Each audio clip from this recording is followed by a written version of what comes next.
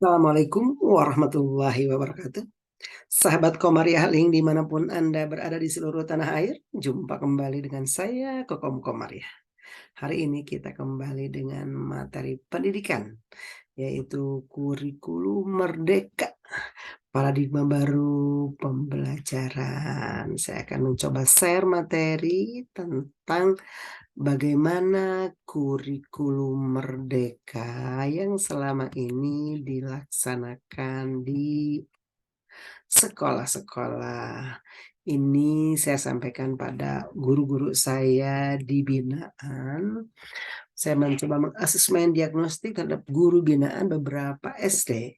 Mereka mengatakan tentang kurikulum merdeka. Yang pertama mengatakan bahwa kurikulum merdeka itu mudah dan lebih fleksibel. Bahkan sebelum kurikulum merdeka sudah dilaksanakan di sekolah. Yang kedua, sudah diterapkan di sekolah kelas 1 dan 4. Yang ketiga, sudah dilaksanakan hanya mengikuti alur dari buku. Ternyata ada buku juga ya. Ini agak berbeda ya. Kemudian belum mengenal kurikulum merdeka.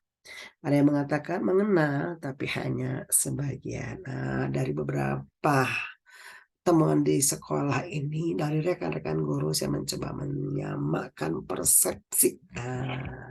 Kita samakan persepsinya bahwa kurikulum merdeka adalah kurikulum dengan pembelajaran intrakurikuler yang beragam, di mana konten akan lebih optimal agar peserta didik memiliki cukup waktu untuk mendalami konsep dan menguatkan kompetensi. Guru memiliki keleluasaan untuk memilih berbagai perangkat ajar sehingga pembelajaran dapat disesuaikan dengan kebutuhan belajar dan minat peserta didik. Nah, ini kata kunci daripada merdeka belajar itu. Jadi kontennya lebih optimal, tuntaskan sampai tuntas, sampai selesai, jangan ngambang. Tidak mengejar-ngejar materi, tapi materi itu harus dikuasai dan guru silahkan membuat berbagai perangkat ajar, berinovasi, berkreasi agar peserta didik senang, nyaman, leluasa, dan mampu menerima materi-materi dengan baik. Nah, di sini dikatakan bahwa pada PP nomor 57 tahun 2021 yang kemudian dikuatkan atau diubah ke PP 04 tahun 2022, standar kompetensi lulusan terdapat pada pasal 4 sampai dengan pasal 7, standar isi pada pasal 8, standar proses pada pasal 10 dan 14, standar penilaian pada pasal 16. Kita lihat apa standar kompetensi lulusan berdasarkan pasal 4 ini. Bahwa SKL merupakan kriteria minimal tentang kesatuan sikap, keterampilan, dan pengetahuan yang menunjukkan capaian peserta didik dari hasil pembelajaran pada akhir jenjang pendidikan. Kemudian SKL ini juga digunakan sebagai pedoman dalam menentukan kelulusan peserta didik pada satuan pendidikan. SKL ini digunakan sebagai acuan dalam pengembangan standar isi, standar proses, standar penilaian pendidikan, standar tenaga kependidikan, standar sarana prasarana, standar pengelolaan, dan standar pembiayaan. Di sini sudah terlihat dengan jelas bahwa yang dijadikan acuan adalah standar kompetensi lulusan. Kalau sebelumnya adalah standar isi. Itu perbedaan kurikulum merdeka dengan yang sebelumnya. Kita lihat di sini tentang standar kompetensi lulusan. Pasal 6 ayat 1 itu berbunyi apa?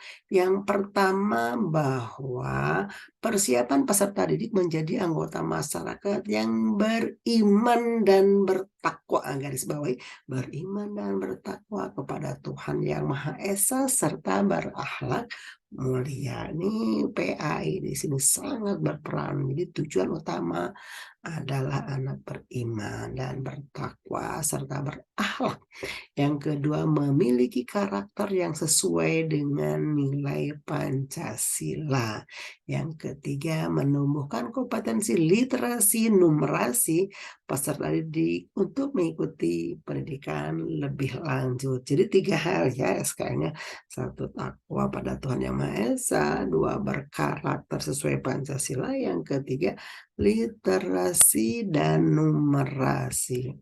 Selanjutnya kita lihat berdasarkan Permendikbudristek 05 tahun 2022 pasal 6 mengatakan bahwa peserta didik itu memiliki 8 hal yang harus dikuasai. Yang pertama, beragama. Beragama itu yang pertama mengenal Tuhan, yang kedua memahami ajaran agama, melaksanakan ibadah, bersikap jujur, berperilaku sehat dan bersih. Ini bisa dipahami ya. Yang kedua menjaga NKRI. Bagaimana peserta didik harus mengenal dan mengekspresikan identitas diri dan budaya, menghargai keragaman, interaksi antar budaya, dan mengklarifikasi prasangka dan stereotip. Jadi menjaga keutuhan negara, kesatuan Republik Indonesia. Harus mampu berbagi serta berkolaborasi, menunjukkan sikap peduli dan perilaku berbagi serta kolaborasi antar sesama. Kemudian tanggung jawab dan mandiri, menunjukkan sikap tanggung jawab sederhana, mampu mengelola pikiran, tidak tergantung kepada orang lain. Kemudian kreatif, menunjukkan kemampuan menyampaikan ide, membuat karya kreatif sederhana, mencari alternatif menghadapi tantangan. Selanjutnya komunikatif, menunjukkan kemampuan menanya, menjelaskan, menyampaikan kembali informasi dan perasaan sendiri. Selanjutnya literasi, menunjukkan kegemaran literasi, mencari dan menemukan teks, menyampaikan tanggapan, menulis pengalaman. Yang terakhir adalah numerasi, menunjukkan kemampuan numerasi dalam menalar, menggunakan konsep prosedur, data, alat matematika untuk menyelesaikan masalah. Jadi itulah hal-hal yang dibutuhkan, yang harus dicapai pada peserta didik kita ya. Terima kasih sahabat Komariah Link dimanapun berada.